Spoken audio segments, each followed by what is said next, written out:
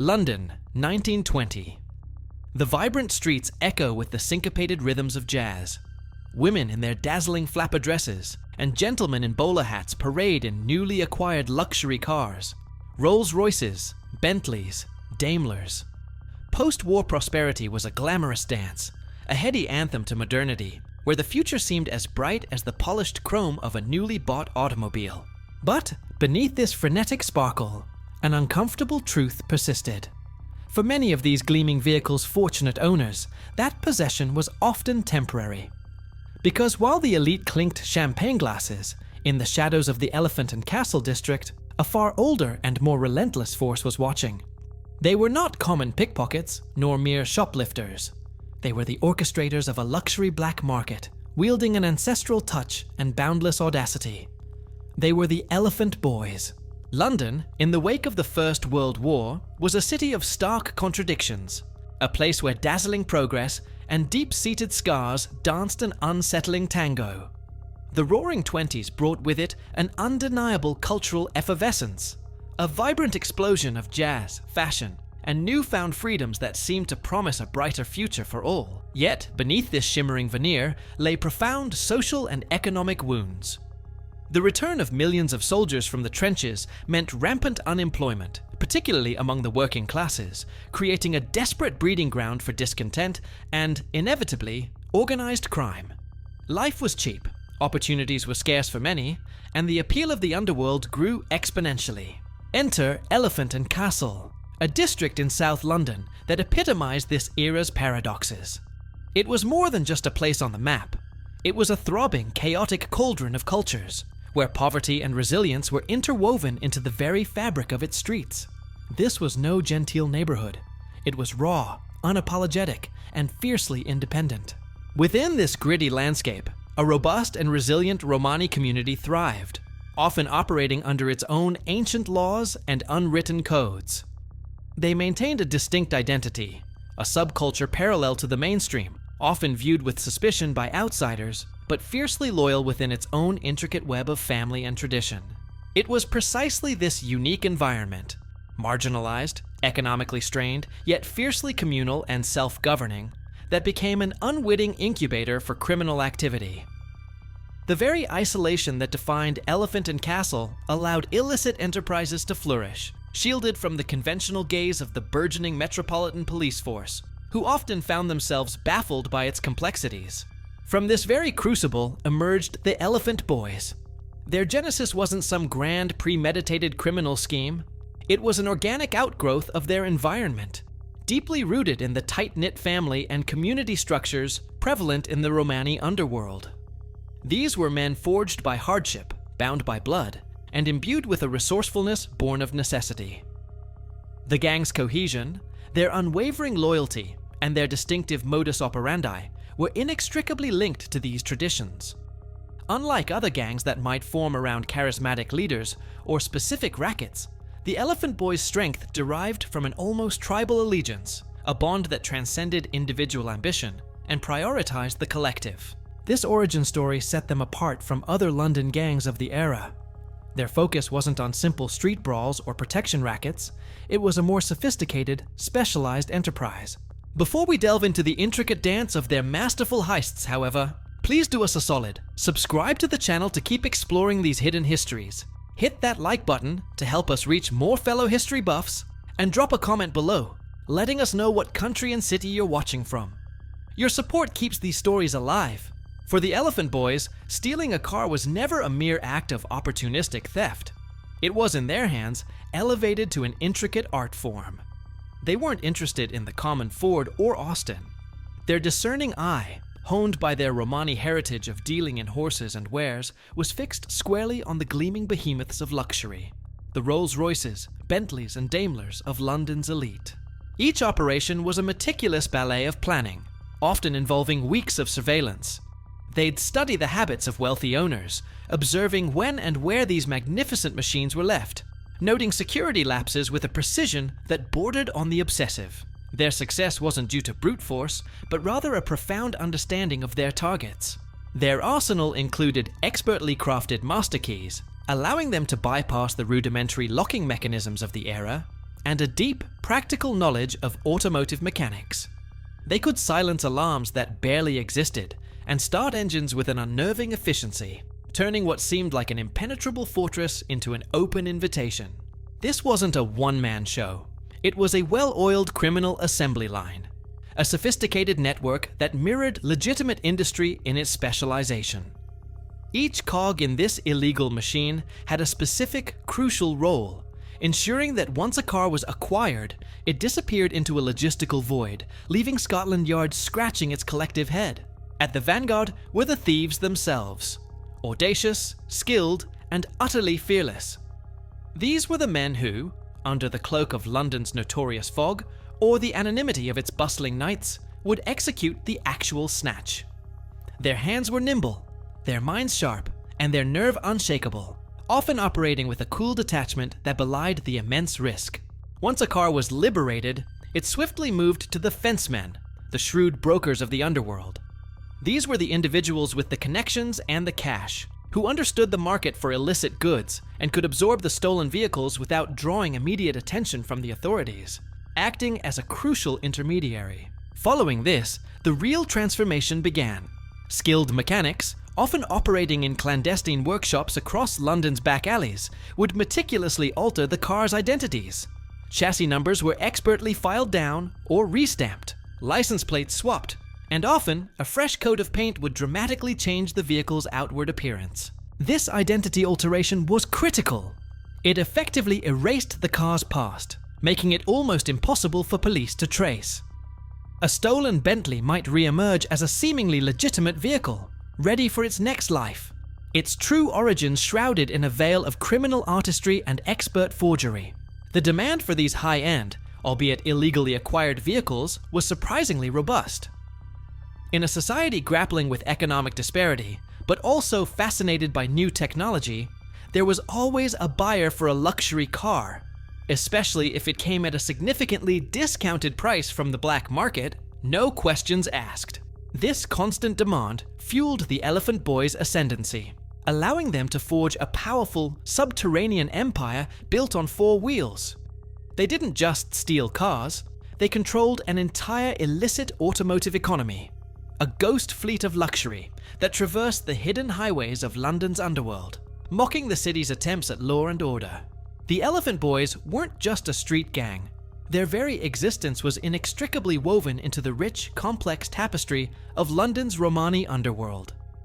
This connection wasn't merely circumstantial, it was foundational, providing the gang with an unparalleled layer of security, loyalty, and operational efficiency that other criminal groups simply couldn't replicate. Within this insular community, family ties weren't just strong, they were absolute.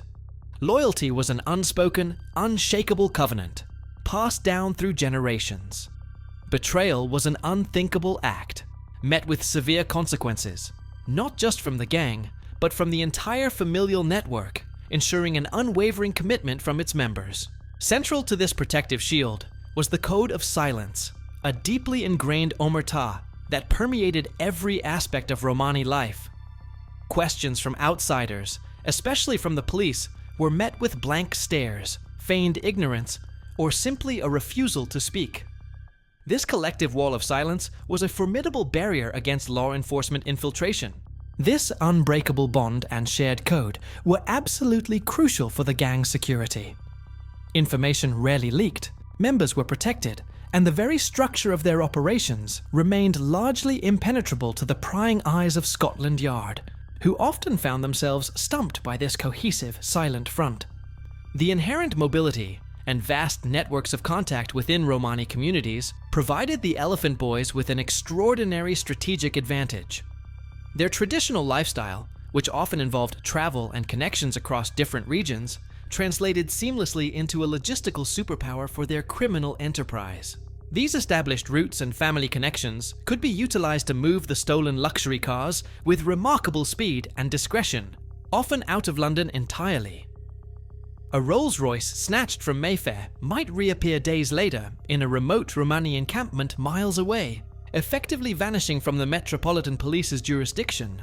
The ability to quickly sell these high-value assets in other regions, far from the prying eyes of the London constabulary, made traceability a nightmare for investigators. By the time a report was filed and an investigation launched, the stolen vehicle could be hundreds of miles away, already repainted and re-registered, a phantom on wheels. This Romani subculture operated as a distinct, parallel society, largely invisible to the dominant mainstream. It had its own ancient laws, its own unwritten rules of conduct, and its own unique mechanisms for dispensing justice, often far removed from the British legal system. This self-contained world also boasted its own thriving criminal economy, an intricate network of trade and transaction that operated entirely outside conventional commerce. Here, stolen goods were bought and sold, deals were brokered, and illicit wealth circulated freely, supporting the community and solidifying the gang's power.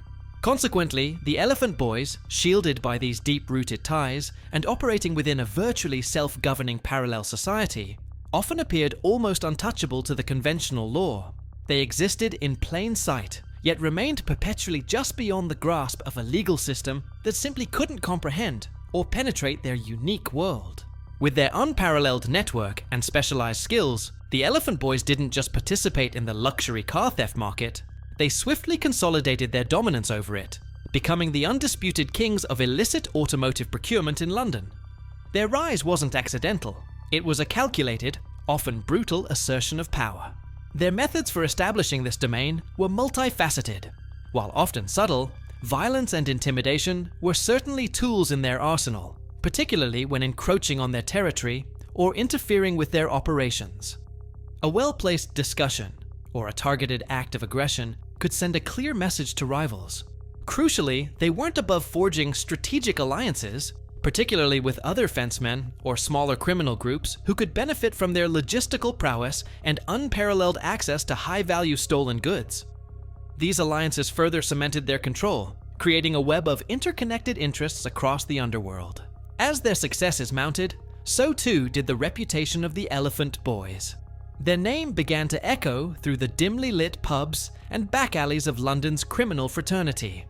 A whisper that carried both profound respect for their cunning and an undeniable shiver of fear for their ruthlessness. This growing fame meant that other smaller gangs and independent criminals often knew better than to cross their path or attempt to poach their specialized trade. The Elephant Boys weren't just a gang, they were a force, and their authority in the realm of luxury car theft was rarely challenged without dire consequences. Even the Metropolitan Police, with all their burgeoning resources, began to view the Elephant Boys with a grudging acknowledgement of their novelty and difficulty. Their sophisticated modus operandi, coupled with their Romani ties, made them a unique and frustrating challenge. A group whose operations defied conventional policing tactics. The gang's influence, however, wasn't strictly limited to the dazzling world of stolen automobiles. While luxury cars remained their signature, the power and wealth they amassed inevitably bled into other criminal activities, allowing them to expand their dominion beyond just wheels. They likely exerted control over other smaller rackets in their home turf of Elephant and Castle, from protection schemes to illicit gambling dens, leveraging their established authority and network. Their very presence implied a certain degree of order in an otherwise chaotic criminal landscape. Indeed, the geographical heart of their operations, Elephant and Castle, became more than just a home. It was a fortress, a territory where their influence was absolute. Here they were the law, their authority unquestioned by locals and feared by those who dared to intrude on their turf. Their sway stretched deep into London's criminal fabric, proving that in the glittering yet grimy roaring 20s, true power wasn't always held by the well-heeled in their Mayfair mansions, but often by the audacious, unseen hands that orchestrated the disappearance of those very symbols of wealth. No empire, however formidable, remains unchallenged forever, especially not in the cutthroat landscape of London's 1920s underworld. The Elephant Boys, for all their specialized prowess, were not the sole proprietors of audacious criminality. Soon, a rival emerged, equally legendary, and perhaps even more colorful: the notorious 40 Elephants. These weren't your typical street toughs. The 40 Elephants were an all-female gang. a formidable collective of elegant, ruthless women who were undisputed masters of shoplifting. Their targets weren't just small trinkets. They brazenly targeted London's most exclusive department stores, making off with haute couture, diamonds, and furs with stunning precision. Their sophistication and audacity were legendary, easily rivaling and perhaps even surpassing that of the Elephant Boys. These women, led by formidable figures like Alice Diamond, combined high fashion with high crime, blending seamlessly into the affluent crowds of Oxford Street before vanishing with their ill-gotten gains. The rivalry between the Elephant Boys and the 40 Elephants wasn't a simple case of boys versus girls. It was a complex clash of criminal titans, born from overlapping interests and a shared hunger for dominance within London's burgeoning underworld. Their paths, while distinct, inevitably crossed, leading to friction. The conflict often manifested not in direct street brawls over territory, as both gangs had different operational focuses, but rather through indirect means. It was a subtle war fought over control of fencemen, influence over various illicit markets, and a simmering battle for sheer status and respect within the criminal hierarchy. Imagine the tension. The Elephant Boys controlling the high-end automotive black market, and the 40 Elephants dominating the luxury goods fencing. These two streams of illicit wealth often flowed through the same channels of shady brokers, creating points of unavoidable contact and potential friction as they jostled for prime position. Anecdotal accounts and urban legends, though often embellished, speak of heated disputes, veiled threats, and even minor skirmishes that underscored the underlying tension. While concrete, documented gang wars might be scarce, the quiet hum of competition was ever present, a constant negotiation of power in the city's underbelly. One could imagine a scenario where a shared fence, caught between two formidable forces, might spark a conflict, or perhaps a dispute over a particularly lucrative score that one gang felt encroached on their domain. The underworld was a delicate ecosystem, and any disruption could lead to a ripple of conflict. What made this rivalry particularly fascinating was the stark contrast between the two gangs: the tight-knit, tradition-bound Romani men versus the fiercely independent, often flamboyant, and ruthlessly efficient women. It was a collision of different criminal philosophies, each a product of their unique circumstances. This intriguing dynamic, where two distinct yet equally feared criminal enterprises collided, adds another compelling layer to the rich tapestry of London's forbidden history. It's a testament to the diverse and inventive forms that crime took in an era where societal norms were shifting and illicit opportunities were ripe for the taking. No matter how ingenious, how formidable, or how deeply entrenched a criminal enterprise might be, the sands of time and the relentless march of justice eventually wear it down. The Elephant Boys, for all their power and cunning, were no exception. Their era, like all others, eventually had to face its twilight.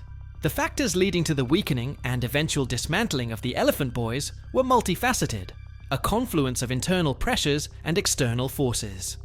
It was rarely one single event, but rather a gradual erosion of their once unshakable foundations, leading to their decline. Intensified police repression played a significant role. As the 1920s drew to a close and the 1930s dawned, law enforcement agencies became increasingly sophisticated. New investigative techniques, improved communication, and a growing understanding of organized crime began to chip away at the gang's operational secrecy.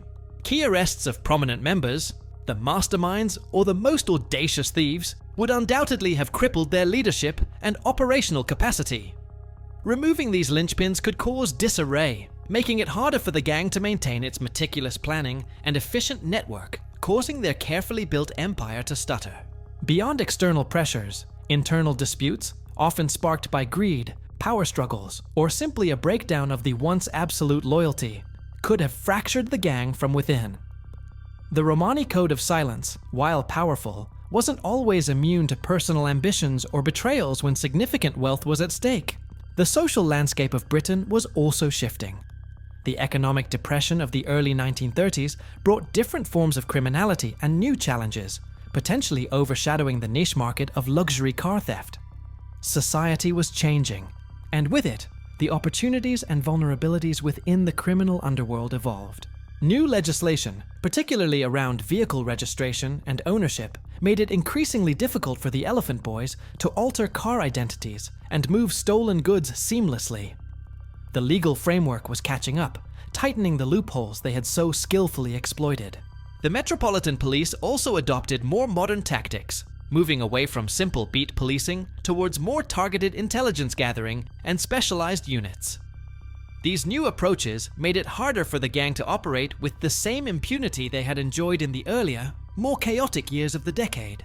Despite their eventual decline, the Elephant Boys left an undeniable echo in history. While perhaps less famously immortalized than some of their more sensational counterparts, their impact on the London underworld was significant, representing a unique and highly specialized facet of criminality in the Roaring Twenties. Their story is a testament to the ingenuity and adaptability of organized crime, particularly when rooted in strong community ties. It highlights how, even amidst the glitz and glamour of a booming post-war era, a sophisticated network could thrive by exploiting the very symbols of that prosperity, leaving a distinctive mark on London's criminal past. The story of the Elephant Boys isn't merely a chronicle of a car theft gang. It's a riveting descent into the very entrails of a London that, while outwardly glamorous, was brutal and starkly real beneath its polished surface.